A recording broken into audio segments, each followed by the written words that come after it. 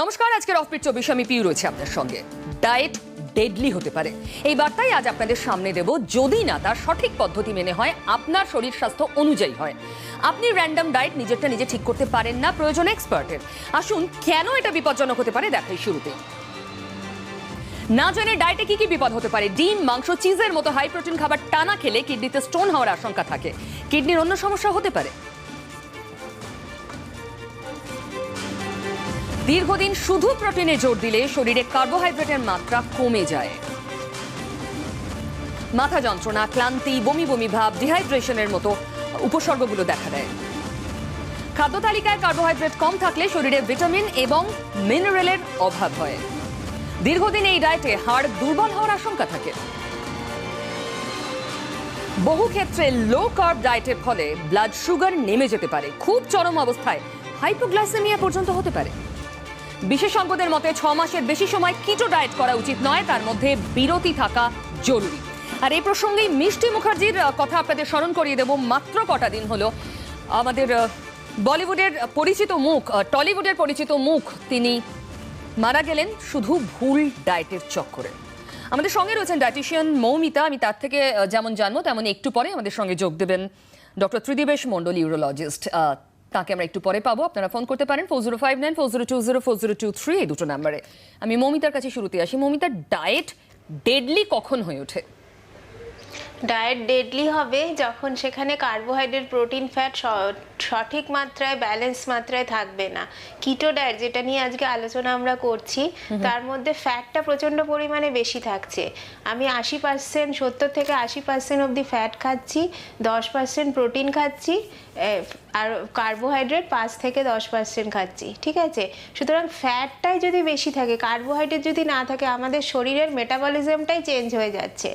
আমরা জানি কার্বোহাইড্রেট আমাদের ইনস্ট্যান্ট এনার্জি দেয়। আমার ব্রেনের জন্য, হার্টের জন্য, লিভারের জন্য আমাদের কার্বোহাইড্রেটের ইনস্ট্যান্ট এনার্জিটা খুব প্রয়োজন হয়।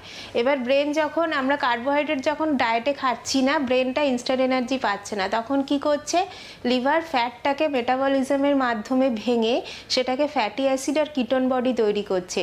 এই কিটোন বডিটা আমাদের ব্রেনে এনার্জি যোগাচ্ছে। এর ফলে আমাদের শরীরের মেটাবলিজমটাই চেঞ্জ হয়ে যাচ্ছে। কিডনির ওপরে প্রচণ্ড প্রোটিন খাওয়ার পরে চাপ পড়ছে, ফ্যাট বেশি খাওয়ার পরে আমাদের শরীরে ট্রাইগ্লিসারাইডের মাত্রা বেড়ে যাচ্ছে। বিভিন্ন ধরনের আমাদের গোলযোগ দেখা যেতে পারে যদি আমরা সমমাত্রায় কার্বোহাইড্রেট, প্রোটিন, ফ্যাটটা না খেতে পারি দীর্ঘদিন ধরে। মানে শরীরের একটা ন্যাচারাল যে ব্যালেন্স, সেটা পুরো ডিস্টার্বড হয়ে যাচ্ছে। একদম। ফোনে কেউ আছেন মৌমিতা? প্লিজ সঙ্গে থাকুন। হ্যাঁ, বলুন কি প্রশ্ন। নমস্কার, আমি বনগা থেকে কুন্তল চক্রবর্তী বলছি। হ্যাঁ, প্রথমত আমার প্রথম প্রশ্ন হচ্ছে যে আমার 42 বছর বয়স, আমি দীর্ঘদিন ধরে সুগারের রোগী। আমি জানতে চাইছি আমার ডায়েট চার্টটা কি হবে। আমার ওজন 75 কেজি। এবার আমার ডায়েট চার্টটা কি হবে, এটা যদি পরিষ্কারভাবে বলে দিতেন তাহলে আমি বিশেষভাবে উপকৃত হতাম। আর পাশাপাশি মানে আর একটা প্রশ্ন ছিল আপনার কাছে, সেটা কি করব? হ্যাঁ বলুন। গত মার্চের 23 তারিখে আমার একটা পুরস্কার ছিল, সেটার খবর এখনো পর্যন্ত জানতে পারিনি। যদি আমাকে দয়া করে জানাতেন। সেরা হচ্ছে প্রশ্নকর্তা ছিলাম আমি। আচ্ছা, এই অনুষ্ঠানের অংশ নয় যেহেতু, এখানে আমরা উত্তর দিতে পারবো না। থ্যাংক ইউ, আপনি ফোন করেছেন। মৌমিতা, মানে ওরকম নির্দিষ্ট ডায়েট তো আমার মনে হয় দেওয়া যায়ও না। একদমই, উনি যেহেতু ডায়াবেটিক, কিটো ডায়েট তো ওনার একদমই ফলো করা উচিত নয়। উনি যেরকম আমরা ডায়াবেটিক ডায়েটের ক্ষেত্রে বলে থাকি 60% কার্বোহাইড্রেট, 20% প্রোটিন, 20% ফ্যাট, সেই অনুযায়ী উনি খাবেন। কার্বোহাইড্রেটের পরিমাণটা কমাবেন, কিন্তু একদম বাদ দেবেন না। কিটো ডায়েট উনি কখনোই ফলো করবেন না।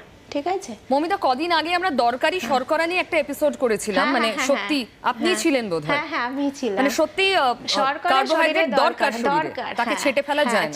ছেটে ফেলা যায় না। ডায়াবেটিকদের জন্য পার্সেন্টেজটা কম হবে, নর্মাল লোকদের জন্য আরেকটু হয়তো পার্সেন্টেজ বাড়াতে পারি।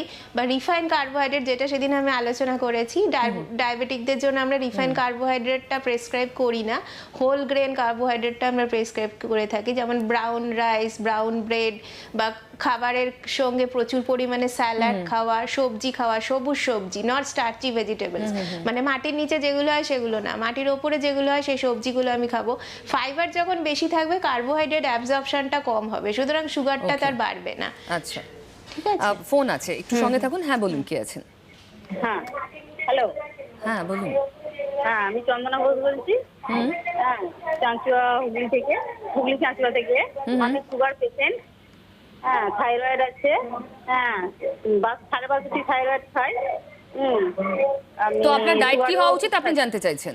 হ্যাঁ হ্যাঁ হ্যাঁ শুনতে থাকুন প্লিজ। আর কেউ আছেন? হ্যাঁ, আমি কর্ণগর থেকে সঞ্জয় ভট্টাচার্য বলছি। আমি ডায়াবেটিস পেশেন্ট, অনেকদিন ধরেই আছি। আমার কার্বোহাইড্রেটের মাত্রাটা কি হওয়া উচিত? এমনিতে তো বলে ভাত টাত কম খেতে, কত পরিমাণ খাবো? বাকি প্রোটিন, ফল টল এবং শাকসবজি প্রচুর পরিমাণে খাই। ভাতের পরিমাণ বা রুটির পরিমাণটা কি হতে পারে আচ্ছা। যাতে বুঝতে পেরেছি, আপনি কার্বোহাইড্রেট শুনতে থাকুন প্লিজ। মৌমিতা। হ্যাঁ, আপনাকে যদি 1600 ক্যালোরির ডায়েট আমি একটা উদাহরণ দিই, মোটামুটি ব্রেকফাস্ট লাঞ্চ ডিনারে আপনি 45 থেকে 50 গ্রাম ওজনের চালের যেটুকু ভাত হয় সেটুকু খেতে পারেন, বা 50 গ্রাম আটার যেটা রুটি হয় সেই আটার রুটিটা আপনি খেতে পারেন, যদি 1600 ক্যালোরি ডায়েট আপনার পক্ষে মানে সুইটেবল হয়। ঠিক আছে, এখন আপনার হাইট ওয়েট অনুযায়ী আমরা ডায়েটটা প্রেসক্রাইব করে থাকি, কত এনার্জি আপনাকে দেওয়া হবে। আর আপনি যেহেতু বললেন যে সবজি খান, অবশ্যই খুবই ভালো সবজি খেতে হবে। ফল খাওয়ার সময় কিন্তু আপনি দেখবেন যাতে ফল খুব সুগারি ফল, মানে খুব রিফাইন্ড ফল, যেমন আম, কাঁঠাল, লিচু, কলা, এগুলো যাতে না খান, যেগুলো ফাইবার বেশি থাকে বা গ্লাইসেমিক ইন্ডেক্স, সুগার বাড়াবার ক্ষমতা যে ফলগুলোতে কম থাকে, সেই ফলগুলো যেমন পাকা পেঁপে, তরমুজ, মুসাম্বি লেবু খেলে আসতো, কমলা লেবু খেলে আসতো, মানে উইথ ফাইবার যাতে খান, এগুলো দেখবেন। পেয়ারা, নাশপাতি, সিজনাল যেই অনুযায়ী ফল আপনি খেতে পারেন, কিন্তু খুব হাই গ্লাইসেমিক ফলগুলো আপনি খাবেন না।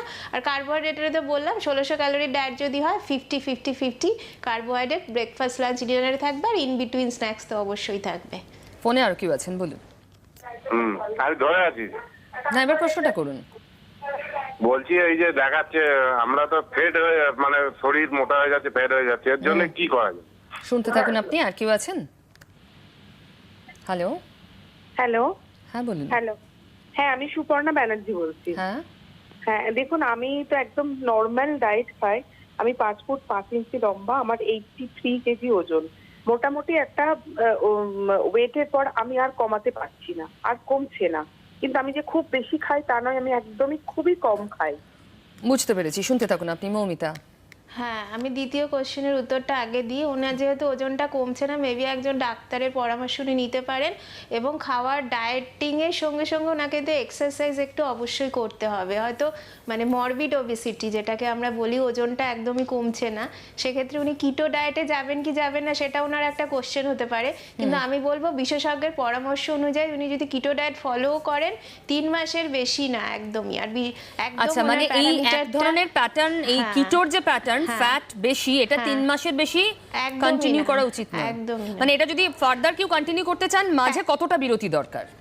মাঝে আবার বেশ 6 মাস 7 মাস বিরতি দিয়ে আবার কন্টিনিউ করতে পারেন, কিন্তু বিশেষজ্ঞের পরামর্শ অনুযায়ী। ওনার ট্রাইগ্লিসারাইড, ওনার কিডনির ইনসাফিসিয়েন্সি আছে নাকি, ওনার সহ্য করতে পারবে নাকি কিডনি, ওনার হার্টের কিছু সমস্যা আছে নাকি।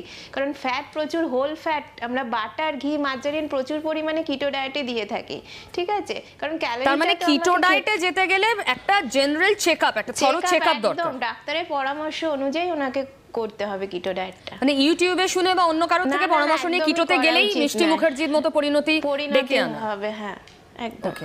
আচ্ছা, আরো একটা বিষয় ডায়েটের কথা, ইন্টারমিটেন্ট ফাস্টিং, যেটা আজকাল বেশ জনপ্রিয় হচ্ছে, দুটো মিলের মধ্যে গ্যাপ প্রচুর বাড়িয়ে দেওয়া, তো সেটা কতটা সায়েন্টিফিক? হ্যাঁ, সেটাও সায়েন্টিফিক। ইন্টারমিডিয়েট ফাস্টিং করলে অবশ্যই ফ্যাট আমাকে বেশি খেতে হবে, কারণ ফ্যাটটা যদি খাই আমরা, স্যাটাইটি ভ্যালু আছে, মানে ফ্যাট খেলে অনেকক্ষণ আমাদের পেটে থাকে, খিদে পায় না। তো ফ্যাটটা যদি আমি শরীরে বাড়াই তাহলে আমার ইন্টারমিডিয়েট ফাস্টিং করতে আমাদেরকে হেল্প করবে, এবং সেই অনুযায়ী আমার ইনটেকটা কম হবে। আলটিমেটলি আমার উদ্দেশ্যটা হচ্ছে ক্যালোরি ইনটেকটাকে কম করা। ঠিক আছে, তো আমি সেটাকে ফ্যাট এবং প্রোটিনের উপরে ডিপেন্ড কিন্তু করে এটা খুব কন্ট্রাডিক্টরি। সাধারণভাবে আপনি ব্যাখ্যা করতে পারবেন, আমরা ফ্যাট কমাতেই ফ্যাট বেসড একটা ডায়েটে যাব, হ্যাঁ, মানে এটা কিভাবে কাজ করে? বিকজ ফ্যাট যেটা আমার শরীরে জমাচ্ছে সেটা আমি মেটাবলিজমের মাধ্যমে খরচ করে ফেলছি, fatty acid and ketone body তৈরি করে সেটাকে খরচ করে ফেলছি। সেই জন্য আমি কার্বোহাইড্রেটটা খাবো না, ফ্যাট জাতীয় জিনিসটা খাবো আর কি, ফ্যাট মেটাবলিজমটা যাতে আমাদের শরীরে হয়ে থাকে। আচ্ছা, ফোনে দুজন আছেন, বলুন। হ্যালো। হ্যাঁ বলুন। হ্যাঁ আমি ধুবুলিয়া থেকে বলছি, কণিকা সাহা। হ্যাঁ হ্যাঁ। হ্যাঁ বলছি, আমার স্বামী কিডনির প্রবলেম, তার ডায়েট চার্টটা একটু জানবো। কি ধরনের প্রবলেম কিডনির? কিডনি মানে আচ্ছা, আপনি শুনতে থাকুন প্লিজ। আর কেউ আছেন ফোনে? হ্যাঁ আমি মুনমুন বিশ্বাস বলছি। হ্যাঁ। বলছি আমার সুগার, কোলেস্টেরল, প্রেশার, থাইরয়েড সবই আছে, কিন্তু আমি ডাক্তারের পরামর্শ মেনেই আর কি সেই সব খাবার খাই, কিন্তু শরীর প্রচুর দুর্বল লাগে। কি করলে ঠিক হবে? শুনতে থাকুন আপনি মৌমিতা। প্রথমটা বলি কিডনির সমস্যার জন্য ওনার মেবি ক্রিয়েটিনিনটা বেশি, সোডিয়াম পটাশিয়াম যদি বেশি থাকে সেই অনুযায়ী প্রোটিন রেস্ট্রিকশন করতে হবে। জেনারেলি 0.8 বা 0.6 gram protein per KG body ওয়েটে আমরা হিসেব করে থাকি। তাই জন্য উনি যদি একজন নিউট্রিশনিস্ট বা ডায়েটিশিয়ানের কাছে যান, উনি প্রোটিনটা মেপে দিতে পারবেন, কতটা মাছ বা কতটা চিকেন উনি খেতে পারবেন, বা আদৌ ওনার ডায়েটে সেটা পারমিসেবল নাকি। আর সোডিয়াম পটাশিয়াম যদি বেশি থাকে লবণটা রেস্ট্রিক্ট করতে হবে সোডিয়ামের জন্য। আর পটাশিয়াম মানে হচ্ছে ফলের রস, এগুলো না খেলেই ভালো হয়। ফলের মধ্যে পাকা পেঁপে, নাশপাতি, পেয়ারা এগুলো 100 গ্রামের মতো চলতে পারে, অন্য কোনো ফল বা ফলের রস পটাশিয়ামের জন্য কিন্তু চলবে না। আর আরেকজনের ছিল কোশ্চেন, তার কোলেস্টেরল আছে, হাই সুগার আছে, থাইরয়েড আছে, হ্যাঁ, তিনি এক্সপার্টের পরামর্শ নিয়েই ডায়েট করছেন, কিন্তু দুর্বল ফিল করছেন। মেবি হয়তো প্রোটিনের ঘাটতি হচ্ছে শরীরে। ঠিক আছে, কতটা প্রোটিন খাচ্ছেন তো আমি জানি না, পুরো একদম ডায়েটারি রিকল নিয়ে তাকে একদম ব্যালেন্স একটা সুন্দর ডায়েট চার্ট বানিয়ে দিতে হবে, যাতে তার সুগার বাড়বে না, কোলেস্টেরল বাড়বে না। তার মানে এটা আবার সেই এক্সপার্টকে জানাতে হবে যে তিনি দুর্বল। একদম কিছু সাপ্লিমেন্ট খেলে, বিকজ ওনার অ্যাবজর্পশন হয়তো ঠিকমতো হচ্ছে না, খাচ্ছেন ঠিকই প্রোটিন কার্বোহাইড্রেট, অ্যাবজর্পশন হয়তো ঠিকমতো হচ্ছে না। ওকে, এই মুহূর্তে আমাদের সঙ্গে ডক্টর ত্রিদিবেশ মণ্ডল জয়েন করেছেন, নিউরোলজিস্ট। আপনাকে স্বাগত এই অফিস 24 অনুষ্ঠানে ডক্টর মণ্ডল। একটু দেরিতে আপনাকে পেলাম, একটু আগে একজন কলার প্রশ্ন করলেন যে কিডনির সমস্যার ডায়েট কি হওয়া উচিত।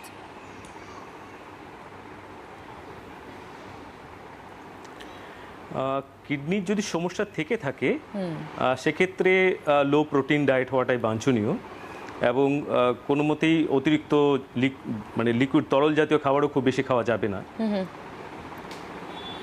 আচ্ছা, তার মানে এটা যার ডায়েট রয়েছে তিনি নরমাল ডায়েটে না গিয়ে তার একটা স্পেশাল ডায়েট হবে। ফলও খাওয়া যায় না। হ্যাঁ, অ্যাকচুয়ালি কারো যদি কিডনিতে সমস্যা থেকে থাকে সেক্ষেত্রে কিটো ডায়েটটা কিন্তু রিস্কি।